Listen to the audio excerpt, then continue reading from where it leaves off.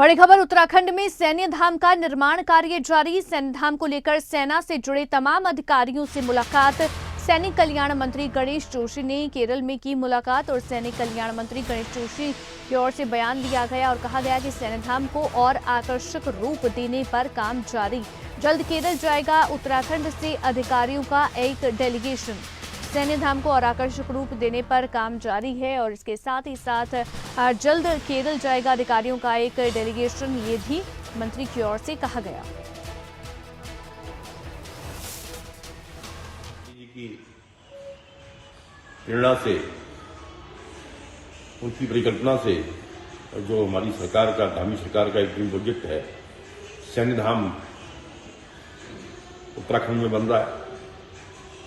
कैसे इसको भरोसे रूप दिया जाए और ज़्यादा से ज़्यादा लोग अट्रैक्ट हों, इसके लिए मैं आईएनएस विक्रांत पर पर्सनली जाकर मैंने आईएनएस विक्रांत को देखा, उनके वहाँ के अधिकारियों से बात की और मैंने उनसे पूछा क्या इसका एक मॉडल बन सकता है। उन्हें बताया कि जिसने कंपनी ने ये बनाया है उसके द्वारा इसको बनाया जा सकता है, तो शीघ्र ही मैं अपने अधिकारियों को यहाँ पर भेजूंगा। इसी खबर पर ज्यादा जानकारी के साथ नासिर हुसैन हमारे संवाददाता हमारे साथ इस समय लाइव जुड़ गए हैं। नासिर, सैन्य धाम को और भी ज्यादा आकर्षक बनाने की तैयारी इस समय सरकार की ओर से की जा रही है। खुद मंत्री जो हैं वो केरल का दौरा करके आए हैं और साथ ही अब कहा जा रहा है कि एक अधिकारियों का डेलीगेशन भी जाएगा केरल। किस तरह का रूप और भव्य रूप देने की तैयारी इस समय चल रही है उत्तराखंड में सैन्य धाम को लेकर?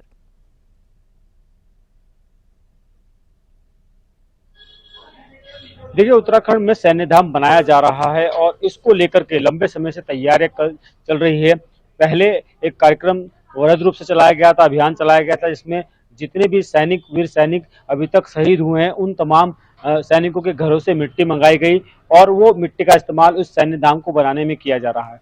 साथ ही साथ सैन्य धाम भव्य हो, क्योंकि ये उत्तराखंड सरकार का ड्रीम प्रोजेक्ट है और साथ ही साथ प्रधानमंत्री नरेंद्र मोदी भी जब भी उत्तराखंड आते हैं तो वो भी कई बार इस बात का जिक्र करते हैं, सैन्य धाम का जिक्र करते हैं और उनको भी लगता है कि सैन्य धाम बहुत अच्छा बनने चाहिए, क्योंकि 4 धाम तो है ही जो सैन्य धाम बनाया जा रहा है, क्योंकि वीरों की भूमि है उत्तराखंड और यहाँ से कमोबेश हर एक परिवार से सैनिक है, सेना में लोग हैं और बहुत सारे लोग शहीद भी हो चुके हैं, यानी देश के लिए उन्होंने जान दी है। तो ऐसे में सैन्य धाम के रूप में विकसित किया जा रहा है सैन्य धाम को उत्तराखंड में।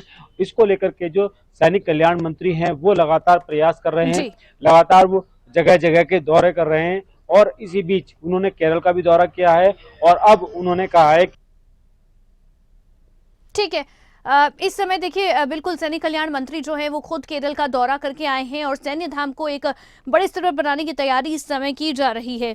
और देखिए देवभूमि उत्तराखंड में क्योंकि 4 धाम हैं और उसके बाद 5वें धाम के रूप में सैन्य धाम को जाना जाएगा और इसे भव्य रूप देने की तैयारी की जा रही है। नासिर, देखिए खुद जैसे आपने भी जिक्र किया कि प्रधानमंत्री खुद आए हैं, कई बार उन्होंने भी इसका जिक्र किया है, प्रदेश सरकार भी इसको बनाने में जुटी हुई है। अब तक कितना काम हुआ है, कहाँ तक पहुंचा है? क्योंकि अब इसे एक बड़े स्तर पर बनाने की कोशिश है, 4 धाम के बाद 5वां धाम सैन्य धाम के रूप में बना रही है सरकार, तो किस तरह से काम चल रहा है इस दिशा में?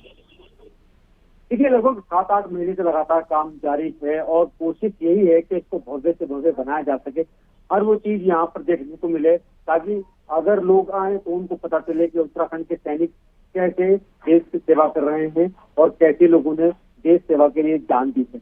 और वो तमाम चित्र वहाँ पर रखे जाएंगे, तमाम प्रतिमाएं देश सेवा के लिए जान दी है और वो तमाम चित्र वहाँ पर रखे जाएंगे, तमाम प्रतिमाएं वहाँ पर बनेगी और साथ ही साथ तमाम वो सारी चीजें वहाँ पर देखने को मिलेंगी, जिससे लगेगा कि सैन्य धाम है और इसके लिए लगातार प्रयास किया जा रहा है। ये भव्य हो, अच्छा बने, लोग यहाँ पर आए, ताकि उत्तराखंड में जो व्यक्ति आए वो 4 धाम के बाद अगर देखना चाहे तो सैन्य धाम के भी दर्शन कर सकता है और यहाँ पर आकर उसको लगे कि वाकई में ये सैन्य धाम है, जहाँ पर वीर भूमि यानी सैनिकों ने जिन्होंने अपनी जान दी है और उनके कहीं ना कहीं उनके निशान, एकमात्र निशानी उनकी यहाँ पर रखी हुई है। तो ऐसा सैन्य धाम बने, इसको लेकर के लगातार प्रयास किया जा रहा है।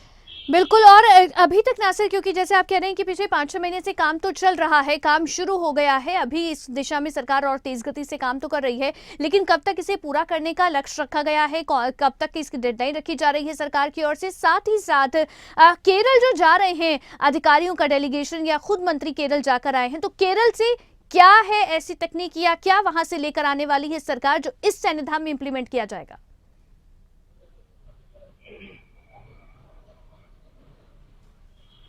देखिए, उत्तराखंड में जब से सैन्य धाम का काम शुरू हुआ है तब से वहां पर जो अधिकारी लगे हुए हैं उनकी कोशिश यही है कि जल्द से जल्द ये बन जाए। मंत्री खुद कई बार ये बात कह चुके हैं कि उनकी कोशिश है कि जल्द से जल्द सैन्य धाम बनकर तैयार हो, ताकि 2024 से पहले इसकी सौगात उत्तराखंड के लोगों को, देश के लोगों को दी जा सके। और इसी तेजी के साथ कामकाज किया जा रहा है। और अलग अलग जगहों पर इसलिए भी जा रहे हैं अधिकारी, खुद मंत्री इसलिए भी जा रहे हैं ताकि वहां से उत्तराखंड के सैनिकों से जुड़ी हुई जो जो चीजें हैं वो यहाँ पर लाई जा सके। साथ ही साथ जहां जहां पर भी ऐसी जगह ऐसे चीजें बनी हुई हैं सैनिकों से जुड़ी हुई, जिनका इस्तेमाल यहाँ सैन्य धाम में किया जा सके।